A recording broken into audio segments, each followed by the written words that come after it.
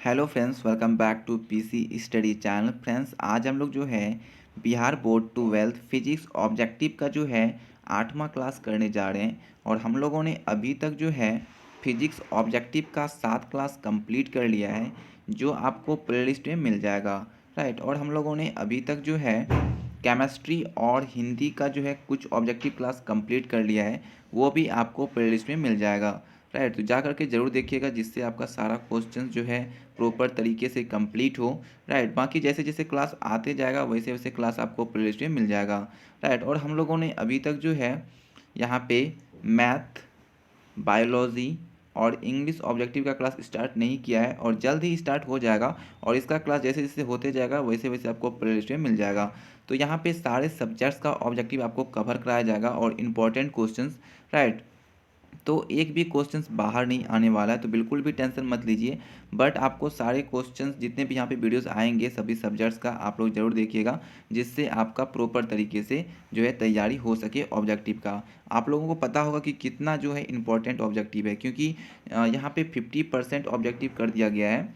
तो जितना आपको सब्जेक्टिव में मार्क्स मिलते हैं उतना आपको ऑब्जेक्टिव में भी मिलते हैं। तो ऑब्जेक्टिव में नंबर जो है गेन करना ज़्यादा ईजी है, क्योंकि यदि मानो आपने ऑब्जेक्टिव को याद करके गया और वहाँ पे मानो 5 क्वेश्चन आपने सही सही जवाब दे दिया, तो वहाँ पे 5 में से 5 मार्क्स मिलते हैं। बट यही आपने सब्जेक्टिव सॉल्व किया एक 5 नंबर का याद करके, तो आपको 3 या 4 मार्क्स मिलते हैं। तो यही एडवांटेज है, इसमें फुल मार्क्स मिलेंगे बट इसमें फुल मार्क्स नहीं मिलेंगे। तो ये रीज़न है। तो इसलिए आपको यदि नंबर को ज़्यादा से ज़्यादा लाना है एग्ज़ाम में, तो आपको जो है ऑब्जेक्टिव अच्छे से कवर करके जाना है। इसलिए हम लोगों ने सारे सब्जेक्ट्स का ऑब्जेक्टिव स्टार्ट किया है। तो चलिए आज के क्लास को स्टार्ट करते हैं। फिजिक्स के 8वें क्लास को ऑब्जेक्टिव इसमें कवर होगा, जो है इम्पोर्टेंट ऑब्जेक्टिव। बाकी जो है यदि चैनल पे नए हो तो सब्सक्राइब कर लीजिएगा, क्योंकि इसके बाद जितने भी वीडियोस आएंगे सारे सब्जेक्ट्स का वो आपको मिल जाएगा। राइट। तो चलिए स्टार्ट करते हैं आज के क्लास को। तो फ्रेंड्स, आज का क्लास का जो पहला क्वेश्चन है वो यहाँ पे आपको दिख रहा होगा। बोल रहा है किसी आवेशित खोखले गोलाकार चालक के भीतर विद्युतीय तीव्रता का मान आपको बताना है। तो क्वेश्चन नंबर 1 का क्या सही होगा आप लोग बताइए। तो इसका जो सही होने वाला है वो होने वाला ऑप्शन नंबर बी। क्या होगा? ऑप्शन नंबर जो है बी यहाँ पे सही हो जाएगा। अब बढ़ते हैं क्वेश्चन नंबर 2 की ओर। तो यहाँ पे बोल रहा है कि 3 संधारित्र जिनके प्रत्येक की धारिता सी है, तो श्रेणी क्रम में जोड़े गए हैं, तो परिणामी धारिता का मान आपको बताना है। तो इसका क्या सही होगा? ये एक नॉमेरिकल है, मैं आपको बता देता हूँ।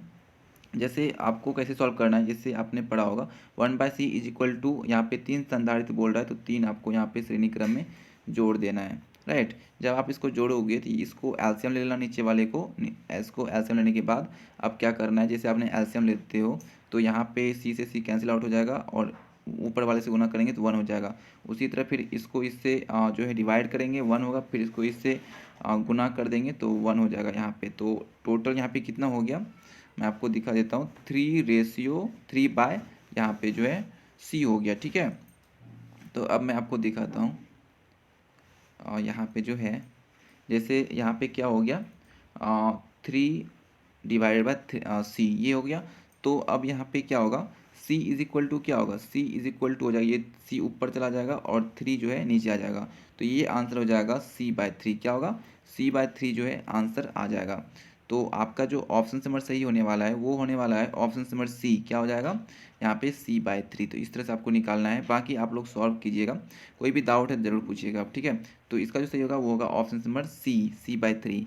राइट। अब बढ़ते हैं क्वेश्चन नंबर जो है यहाँ पे 3 की ओर। बोल रहा है 2 सेलों को जिनके विद्युत वाहक बल यहाँ पे है ε1 ε2 का आंतरिक प्रतिरोध R1 R2 है, तो समांतर क्रम में जोड़ा गया है, तो समतुल विद्युत वाहक बल आपको बताना है। तो इसका क्या सही होगा आप लोग बताइए। तो क्वेश्चन नंबर 3 का जो सही हो जाएगा वो हो जाएगा ऑप्शन नंबर ए। क्या होगा? ऑप्शन नंबर यहाँ पे ए सही हो जाएगा।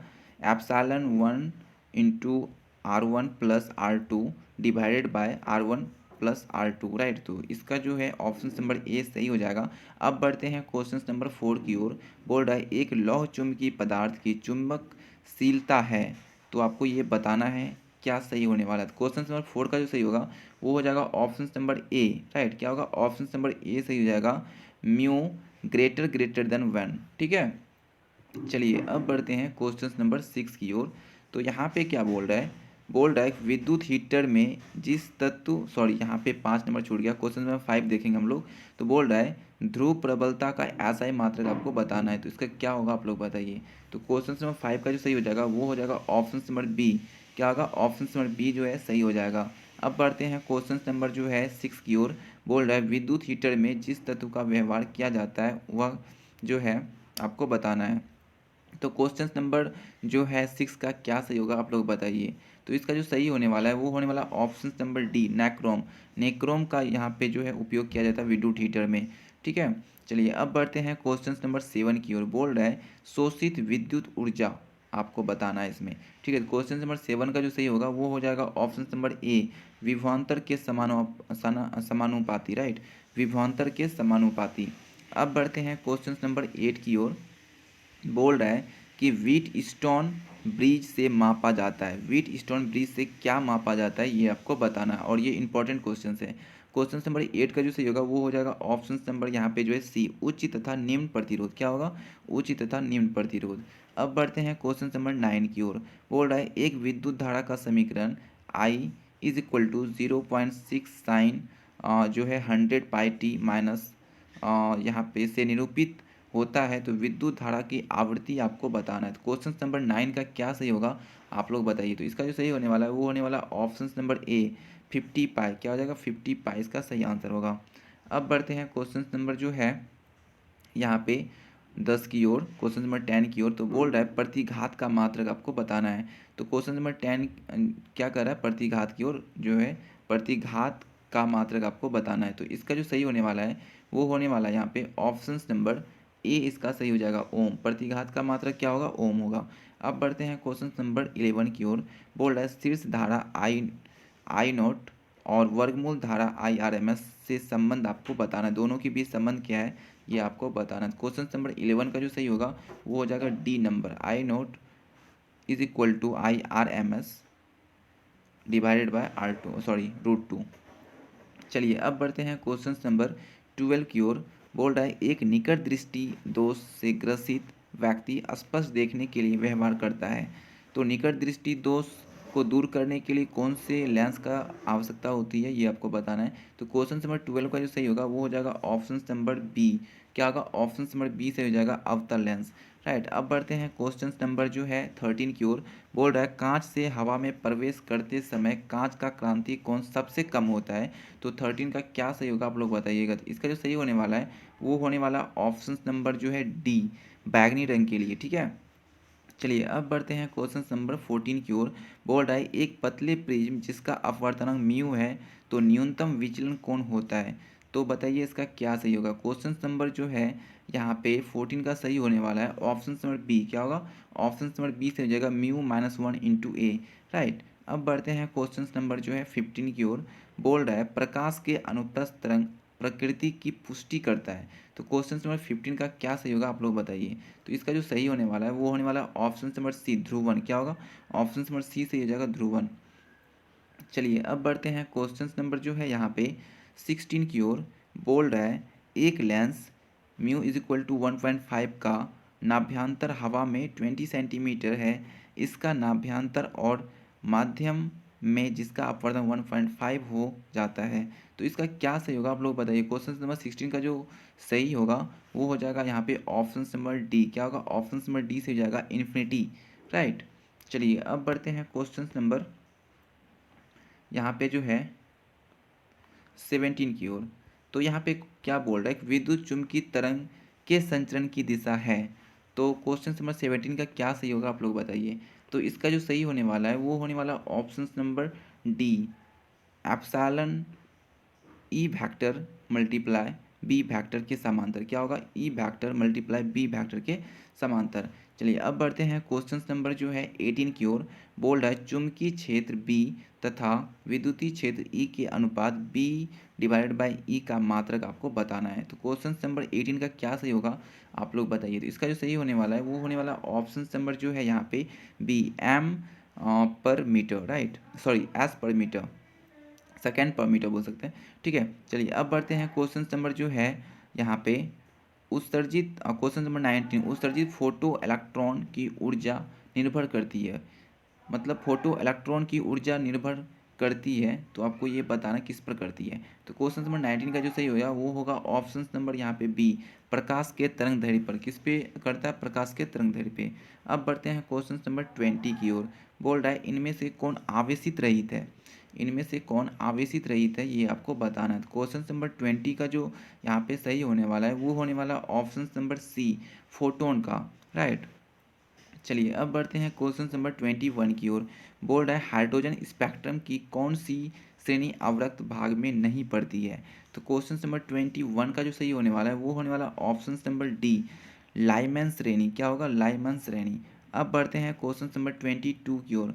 बोल रहा है हाइड्रोजन परमाणु के प्रथम बोर कक्षा में इलेक्ट्रॉन की ऊर्जा -13.6 इलेक्ट्रॉन वोल्ट है, तो दूसरी बोर कक्षा में इलेक्ट्रॉन की ऊर्जा क्या होगी, ये आपको बताना है। तो क्वेश्चन नंबर 22 का क्या सही होगा आप लोग बताइए। तो इसका जो सही होने वाला है वो होने वाला ऑप्शन नंबर यहाँ पे जो है डी, +3.4 इलेक्ट्रॉन वोल्ट। चलिए अब बढ़ते हैं क्वेश्चन नंबर 23 की ओर। बोल रहा है जितने समय में किसी रेडियो एक्टिव पदार्थ की राशि अपने प्रारंभिक परिमाण की आधी हो जाती है उसे कहते हैं, उसे क्या कहते हैं यह बताना। 23 का जो सही होगा वो हो जाएगा ऑप्शन नंबर बी, अर्धायु। क्या कहते हैं? अर्धायु। अब बढ़ते हैं क्वेश्चन नंबर 24 की ओर। बोल रहा है बीटा किरणें विक्षेपित होती है, बीटा किरणें विक्षेपित होती है। तो क्वेश्चन नंबर 24 का क्या सही होगा आप लोग बताइए। तो इसका सही होने वाला है ऑप्शन नंबर डी, चुंबकीय एवं विद्युतीय क्षेत्र में, राइट। चलिए अब बढ़ते हैं क्वेश्चन नंबर 25 की ओर। बोल रहा है एन टाइप का जर्मेनियम प्राप्त करने के लिए जर्मेनियम में मिलाया गया अपद्रव्य क्या होना चाहिए, ये आपको बताना है। क्वेश्चन नंबर 25 का जो सही होगा वो हो जाएगा ऑप्शन नंबर सी, पंच संयोजक। क्या होगा? पंच संयोजक। चलिए अब बढ़ते हैं क्वेश्चन नंबर जो है 26 की ओर। बोल रहा है डायोड का उपयोग करते हैं, डायोड का उपयोग करते हैं, ये आपको बताना है। क्वेश्चन नंबर जो है 26 का सही हो जाएगा ऑप्शन नंबर यहाँ पे D, right. Option number D सही हो जाएगा, रेक्टिफायर की तरह। किस तरह करते हैं? रेक्टिफायर की तरह। चलिए अब बढ़ते हैं क्वेश्चन नंबर 27 की ओर। तो यहाँ पे बोल रहा है एन एंड गेट के लिए बूली व्यंजक आपको बताना है। क्वेश्चन नंबर 27 का जो सही होगा वो हो जाएगा ऑप्शन नंबर जो है यहाँ पे ए। क्या हो जाएगा? ऑप्शन नंबर ए जो है यहाँ पे सही हो जाएगा। अब बढ़ते हैं क्वेश्चन नंबर 28 की ओर। बोल रहा है पृथ्वी के किसी स्थान पर एक टीवी प्रेषण टावर की ऊंचाई 245 मीटर है, जिनकी अधिकतम दूरी तक इस टावर का प्रसारण पहुंचेगा वह आपको बताना है। तो क्वेश्चन नंबर 28 का क्या सही होगा आप लोग बताइए। एक छोटा सा नॉमेरिकल है, इसको सॉल्व कीजिएगा। यदि सॉल्व नहीं होगा तो फिर मैं आपको सॉल्व करके दूंगा, ठीक है। तो इसका सही होने वाला ऑप्शन नंबर ए, 245। तो आज के क्लास का लास्ट क्वेश्चन था, राइट। बाकी आगे हम लोग नेक्स्ट क्लास में जो है करेंगे क्वेश्चंस। तो आज के क्लास को यहीं पे एंड करते हैं। बाकी वीडियोस पसंद आएगा तो लाइक कीजिएगा, चैनल पे नए हो तो सब्सक्राइब कर लीजिएगा। बाकी मिलते हैं नेक्स्ट वीडियो में। तो thank you for watching this video.